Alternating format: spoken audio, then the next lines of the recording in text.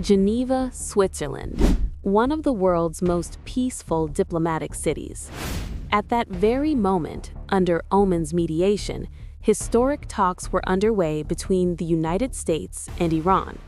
The topic was Iran's nuclear program, a decades-long source of global tension. Around the world, many believed a diplomatic breakthrough might finally be within reach. But that hope didn't last long. At exactly 9:30 on Saturday morning, massive explosions rocked Tehran and several other Iranian cities. The sky lit up with fire. Sirens echoed through the streets. And within minutes, the geopolitical landscape of the Middle East changed completely. The United States and Israel launched an unprecedented joint military operation. The Pentagon named it Operation Epic Fury. During the strikes, Iran's supreme leader Ayatollah Ali Khamenei was reportedly killed, along with several top military and political figures. U.S. President Donald Trump declared the attack a major combat operation and directly called on Iranian people to overthrow their government. He stated, "When our job is done, you will take control of your country. This may be your only opportunity for generations." Israeli Prime Minister Benjamin Netanyahu also urged Iranians to break what he called the chains of authoritarian rule. But a fundamental question immediately emerged. Can a deeply rooted political system really collapse simply through airstrikes or by eliminating a single leader? Or is the region now heading toward another endless and bloody conflict? In today's episode, we explore the full story, from beginning to end. The surprise attack had a clear objective: eliminate Iran's top leadership and paralyze the state's command structure. In military terminology, this is known as a decapitation strategy, removing leadership to destabilize an entire system. According to Israeli claims, Iran's air defense network, particularly the SS-65 system located near Kermanshah, was destroyed. Among those reported killed were Supreme Leader Ayatollah Ali Khamenei, Defense Minister Amir Nasserzadeh, IRGC Senior Commander Mohammad Pakpour. Israeli media also reported that President Masoud Pezeshkian was among the primary targets. Washington and Tel Aviv believed that removing top leadership could cause Iran's Islamic governing system to collapse rapidly. Trump previously attempted a similar pressure strategy in Venezuela, and analysts believe he may have expected a comparable outcome in Iran. He even urged members of Iran's Islamic Revolutionary Corps and other armed forces to lay down their weapons, warning they would otherwise face certain death. However, many experts immediately questioned whether such a strategy could actually succeed against a state like Iran. The hostility between the United States and Iran did not begin overnight. It dates back to the 1979 Islamic Revolution and the seizure of the U.S. Embassy in Tehran, events that permanently reshaped relations between the two nations. In 2015, the Joint Comprehensive Plan of Action, or JCPOA, attempted to limit Iran's nuclear program through diplomacy. But during his first presidency, Donald Trump withdrew the United States from the agreement, calling it weak and ineffective. From that moment, tensions escalated once again. In June 2025, a 12-day war erupted involving Iran, Israel, and the United States, during which Iranian nuclear facilities were heavily targeted. At the time, Trump claimed Iran's nuclear capabilities had been completely obliterated.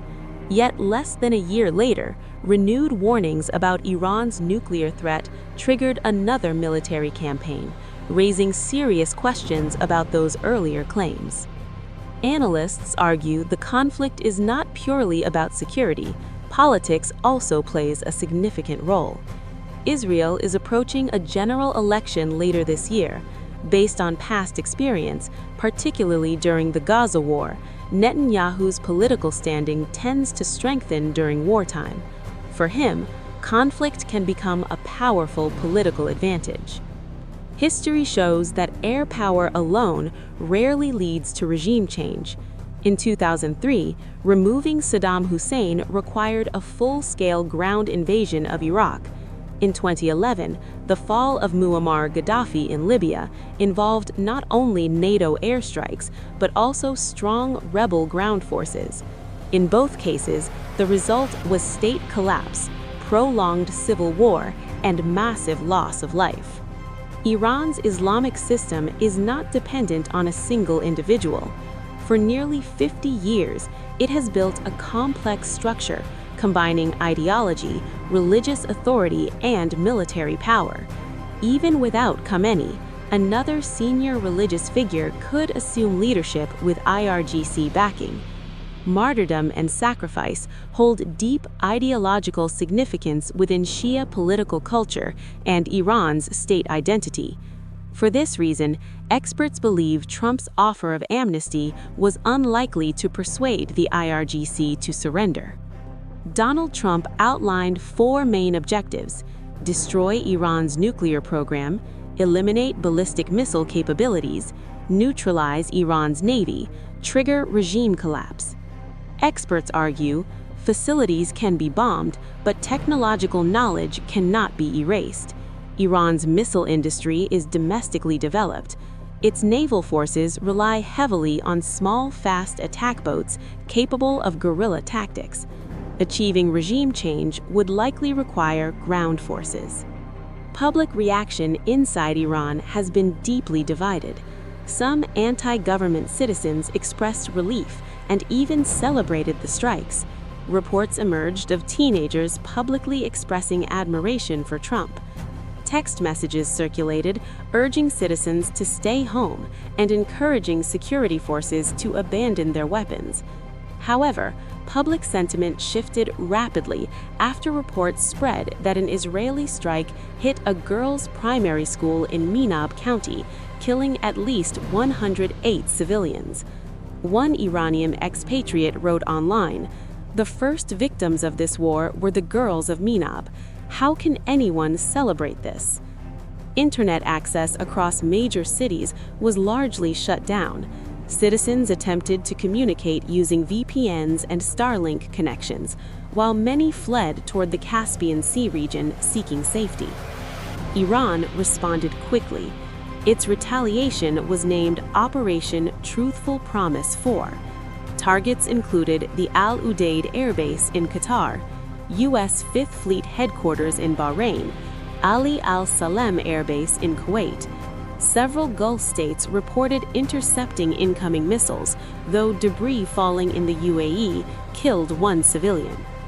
Perhaps the most dangerous factor is Iran's extensive proxy network: Hezbollah in Lebanon, Houthi forces in Yemen, al-Hashd-Shabi militias in Iraq.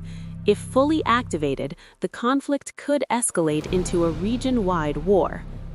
Energy analysts warn that if tensions continue, Brent crude oil prices could rise by $10 to $20 per barrel. Iran is OPEC's third-largest oil producer, and a significant portion of global energy supplies passes through the Strait of Hormuz. Major airlines, including Lufthansa, Emirates, Qatar Airways, and British Airways, have already suspended or rerouted flights across much of the region. The conflict comes at a time when American public support for foreign military interventions is low. Surveys show only 21 to 27% of Americans support military action against Iran.